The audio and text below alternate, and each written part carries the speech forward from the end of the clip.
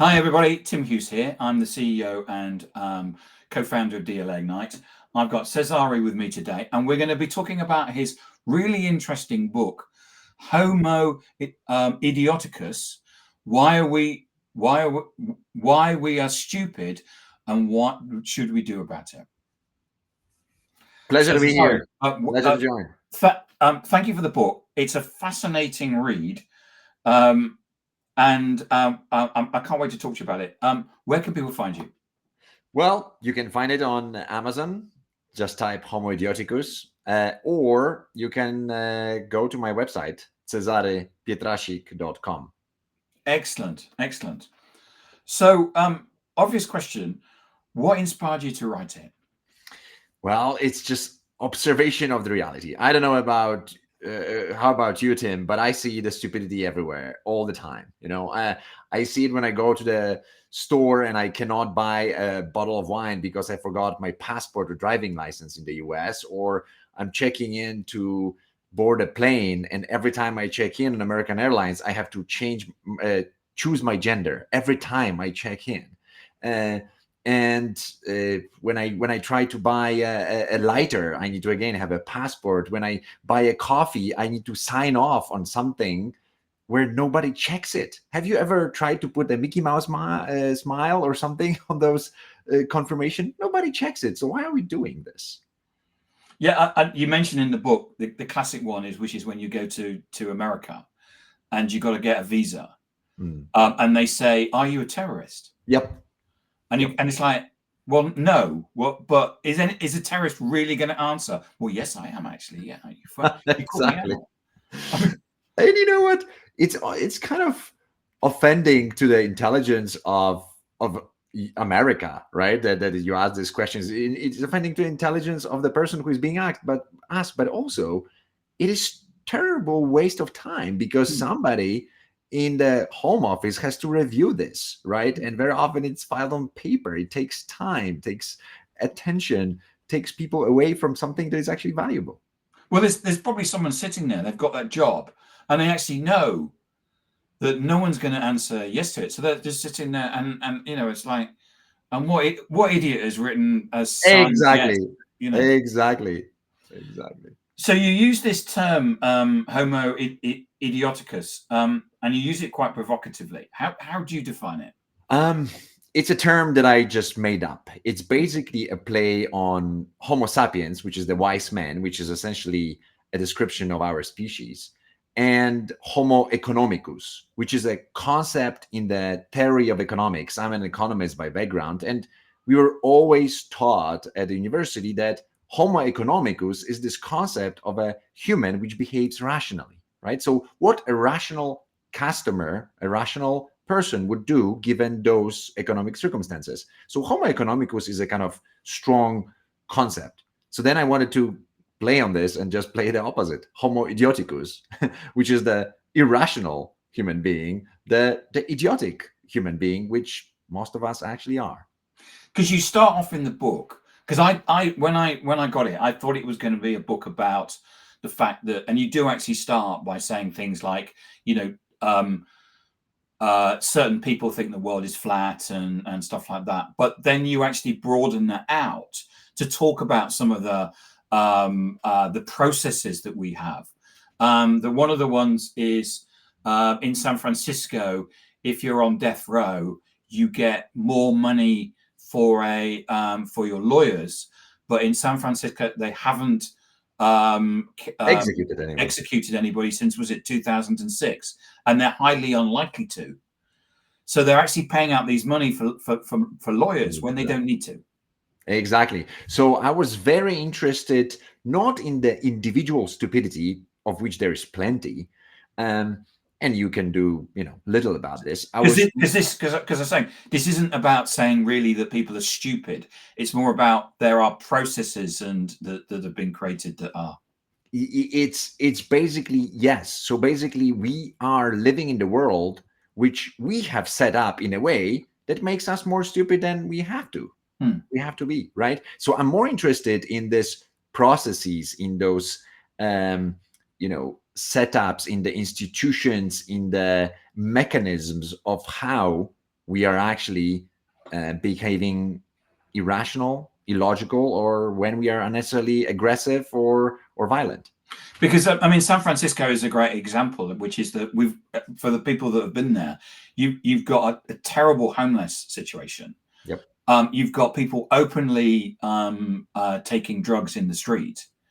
And I don't know about you, I was there with my business partner and we were going, why doesn't somebody do something about this? Yep. It's shocking. It's basically the permissiveness of the culture there and the progressive movement taken to the extreme basically prevents any sort of corrective action, right? And the belief there is that instead of fighting it, we should just, embrace it, right? Which is completely wrong solution. I go policy by policy and I criticize the law which actually decriminalizes stealing less than $950 of goods. I didn't know that. It just amazed me. Yep. There's stories of I've seen this myself. I didn't see the extreme case of a person going through the pharmacy and with calculator and stealing exactly below 950, because then really not much happens to you. And the staff of those pharmacies is trained not to oppose it. It's ridiculous what's happening in the city. It's what we have taken the good concept of humanism and liberalism. We have taken them to the extreme. So you know, what are the common ways that intelligent people are stupid without realizing it? Something that we do not think much about is how our behavior in a society shapes our stupidity. So basically, we have tremendous respect, ingrained subconscious respect to society, and therefore we try to not oppose it. So basically, we have tremendous conformity bias versus the rest of society. Basically, we are trying to not be different. And this makes us, makes funny situations, such as in certain Papua New Guinea tribes, men, if you want to be considered masculine, you cannot anything that in any remote way resembles vagina. So anything that is round, hairy, wet, whatever, it's ridiculous, right? What's happening there? Two really serious situations where we, for the sake of conformity of society, we cripple each other literally. So, for example, in early 20th century, 50% of Chinese Han women had their feet bound, which means broken bones. And you have a picture in there, don't you? Which yes. is like basically their feet are like this, and you can see the exactly. Yeah. Because you know what? At that time, the prevailing thought was that it was very chic for the women to have feet like Lily. It doesn't matter that actually she cannot walk, that she's actually disabled, but it was considered chic. And millions and millions of Chinese women, for the sake of conformity, had their bones broken. Close to, and you know what? It was not the low classes thing. Actually, it was a high class thing. Almost 100% of high aristocratic or high class Chinese women had their feet done in this way for the sake of social conformity. So to go on and talk to us more about some of the cognitive traps and biases that we have in terms of that's making us, or making society, a little bit idiotic. Yeah, so basically our psychology has an inbuilt failure, which is essentially a mechanism to save computing power, right? We receive 11 million in our heads, in our brain. Yeah, it's like because there's so much energy spent on it. We do whatever we can to be lazy because it exactly. First of all, it's a very expensive organ. Yeah. Brain takes it's a very small organ, and it takes 20% of our consumption of oxygen, and most importantly, it cannot deal with all the deluge of information it receives. It receives around 11 million bits of information per second, but it processes consciously 50, 60 bits. It's a minuscule percentage of that. So what's the conclusion?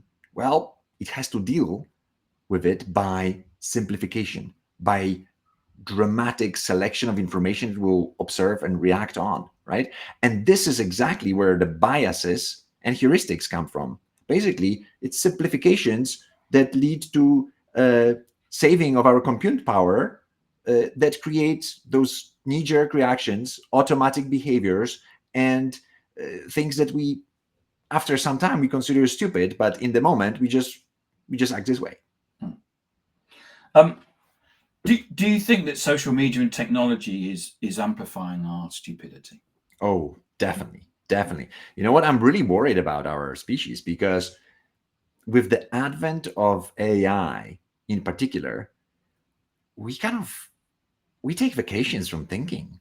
We don't need to, because now everything can be checked, can be done, not using your own brain. So there's dramatic decline in the student's ability to write coherent, thoughtful, paragraphs even, right? There is a huge decline of ability to focus among the young people. There's quite serious studies which point to just that the bombardment of information by the text messages, etc., leads to the IQ reduction of 10 or more points, right? All of this, that the 30-second attention span popularized by TikTok spots, right? It's all contributing to the fact that we are actually going in reverse in our intelligence, which is a phenomenon called reverse Flynn effect.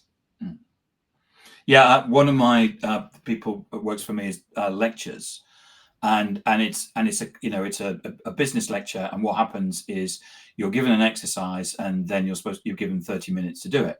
He said all the students do is they take a photo and immediately take the text from that, put it into their AI of their choice, and then it's done. Yep. They don't think about it. Yep. And you know what? It's because they grow with it. They don't know any better. When we do it, we just save ourselves some effort because we can do it other way. But if you do not train the young brain to do it properly, then in 20 years' time, who is going to check the AI? And who's going to know what is the fact or fiction? Already today, 86% of American 15-year-olds cannot discern fact from an opinion. Yeah, one of the things, the classic example is where people are told in America, should you be taught Arabic numerals? Exactly. And they say no. And it's like, well, what are you going to teach people then? Because exactly. Like almost nobody knows any other system. Like we are, at least in Europe, superficially taught the Roman numeral system, but it's very clumsy. It's really difficult. I don't know how broadly it is taught in American schools. So if you cannot do Arabic numerals, how are you going to count? So what can we do about it? Tons of things. The list is very, very long. So from restructuring our education system to our mindset, right? So we don't have that much influence on our education system because it's typically a domain of the countries, and I'm writing a lot about what should be done about this. But the mindset, what we can do immediately is the mindset. The mindset is something that makes a difference between tolerating or not tolerating stupidity, and therefore living in the world which is shaped by stupidity or not. And I am giving in my book a lot of examples which prove that just mindset changes everything, right? And I provide in a book example of actually navies and submarines for the Soviet Russia and US, which until early 1960s have suffered tremendous streak of catastrophic losses of submarines, right? And then in the 60s, Americans said that, okay, we will not tolerate bad days in the office. Like every single malfunction, every single failure will be cataloged, will be described, will be discussed over and over again. And Russians didn't. And since then, Russians lost 9 submarines. Americans didn't lose anything, right? So that's just the dramatic example of this. But we face those things every day. Whether somebody does something stupid to you and asks you fourth time for the same information, whether you are, facing just everyday stupidity and you don't oppose it, well, you will have more of it every day. Yeah, I understand that when people are asked to apply for jobs, they're asked to send in their CV, and then they say you now got to go to this web form and basically type in the information that you've just sent in on your CV. Yep, that's right. I've been there. I've done Okay. it. You may have mentioned it in the book, actually, but I mean, you go through in the third part of the book, isn't it? You actually go through a whole bunch of suggestions that we could yes, implement as a society, right? Because yes, it's not only individual level where the fight is going on. It's also institutional and kind of countrywide level, right? So from just a few examples of what can be done on a country level, think about things we don't think much about, such as food, right? Like food really impacts our cognitive abilities. Lack of food or bad food, meaning a lot of fast food and empty calories, have similar negative impact on our cognitive behavior and cognitive performance. Things like pollution. I'm giving examples of almost perfect correlation of lead levels in blood and violence in America, and it's stunningly similar graph, right? But even things like everyday normal pollution from cars and just normal stuff is scientifically proven to reduce our cognitive ability by up to 5%, which is based on separate studies done in countries as far away from each other as China and Israel. Isn't it amazing that we used to put lead in petrol or gasoline, as they would call it in the States? I mean, I remember you reminded me about it, and I was like shaking my head, said, thinking to myself, why did we do that? And of course, at the time, it was. But we changed. So if we've changed that, why can't we take the question saying, "Are you a terrorist?" off the yeah. Look, I would say that I could understand the Romans who built the aqueducts with lead. Yes. Yeah. I can do. Yeah. Because you know what they didn't know, they didn't have all the machinery and all the the science we have. But now, as you mentioned, this was around there until 1990s in our fuel, and until 1978 in our paints, right? And there was ton of research that was pointing that it's harmful. And then all those people who were saying that, they were belittled, they were bullied, they were the lobby, the chemical lobby, just destroyed so many lives of heroes who were actually fighting to save us from it. Finally, the good guys won, but it took decades. Yeah. What surprised you in the research that you did for the book? What was it that surprised you the most? I would say that that good people will do bad things if they're in certain societal context, right? So this was one very big surprise, right? I'm quoting an example of normal good citizens, like middle-class people, starting looting the city of their own because the bad actors were looting it and police was not on the streets in Brazil in 2000. Oh yeah, when the police went on strike, didn't they? Yep. So that shows you like, whoo, like I thought that only bad guys are bad guys, right? But like the good guys turn into bad guys when they see that the bad things are not punished, right? That was quite discouraging to see that. Do you think that society rewards stupidity? Yes.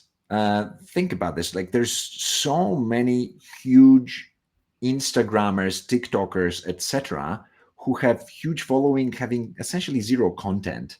I personally have known some of them who, like, it's content free. There is nothing there, nothing, right? It's not that funny either, right? And they have hundreds of thousands or millions of followers, right? So they are being paid tremendous amount of money for that, because it's all about attention. It's all about eyeballs. It's not about having anything interesting. It's about having something that will attract eyeballs. Yeah.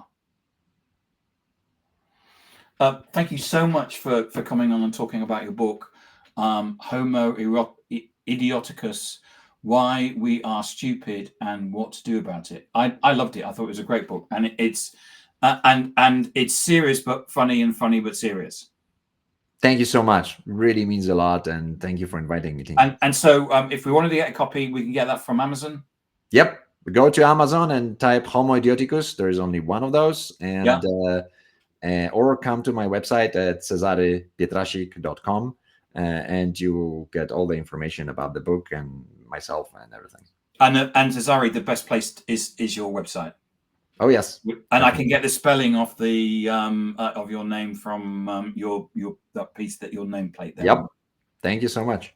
Thank you so much for coming on and talking about your book. Great fun, but serious at the same time. Pleasure to be here. Thank you. Thank you.